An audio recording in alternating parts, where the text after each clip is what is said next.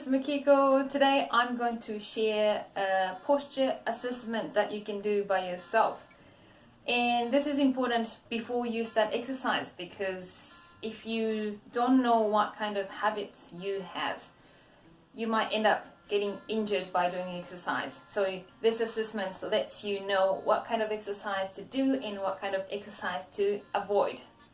So first of all, I want you to stand in a big space. With this assessment, all you need is just your body in the space. And remember where you're standing, where the chair is, where the table is, where the wall is, and stand straight up and start walking nice and normal. This is not a test, so you don't have to try to do good. Just walk as normal as you go for a walk. And start closing your eyes and keep walking normally. If your brain is too busy thinking about how to walk normally, just count 100 out loud. Counting helps to forget about other stuff. So count 100 times. And after 100 times, check where you are standing, and we're gonna use where you are standing at to assess your body.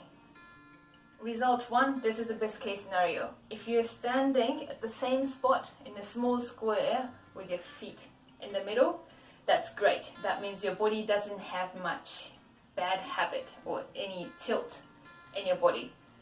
But most of the cases, I do this with my clients at the beginning of our session when they sign up.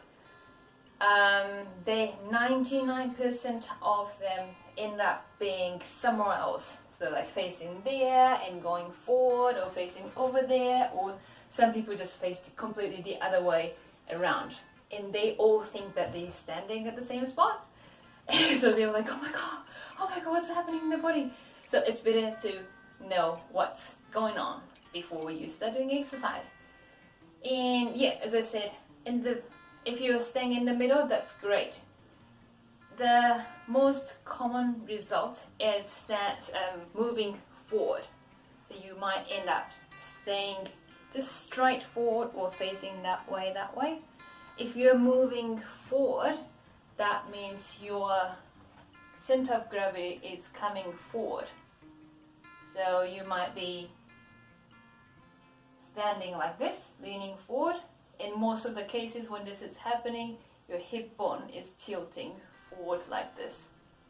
If you're standing like this, you're not using your hips or hamstrings or abs when you're standing that much. So you might have round back as well.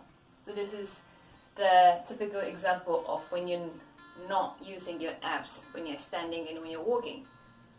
And instead, you will have tight quads and tight lower back, so you might have lower back pain as well. And if that's happening, if you do squats, you're going to end up using those strong muscles. So I would say you should avoid squats until you fix the tilt. And if you end up staying backwards, that means you're leaning back and the hip bone might be tilting backwards. So you might have round back.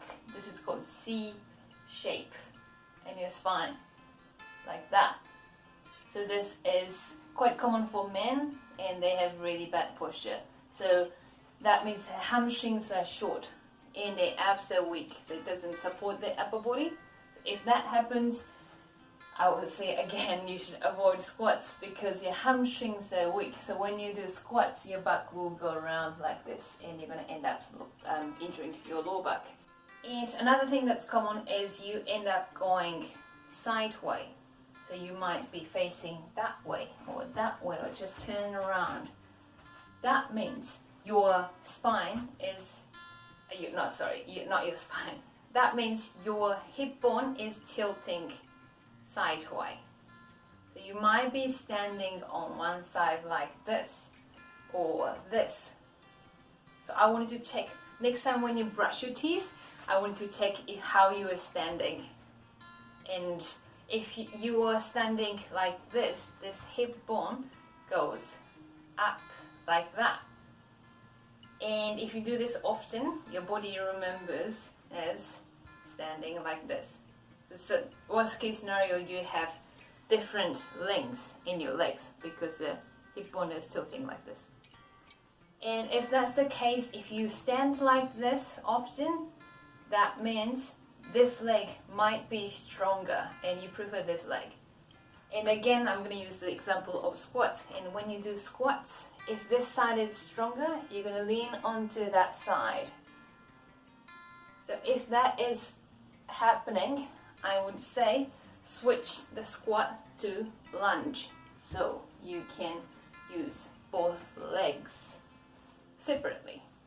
So this leg is a bit lazy, but you can't be lazy with this because when you do lunge, you have to use it. This self-assessment is nice and simple, but understanding the result is a bit tricky. So if you have any questions, please let me know.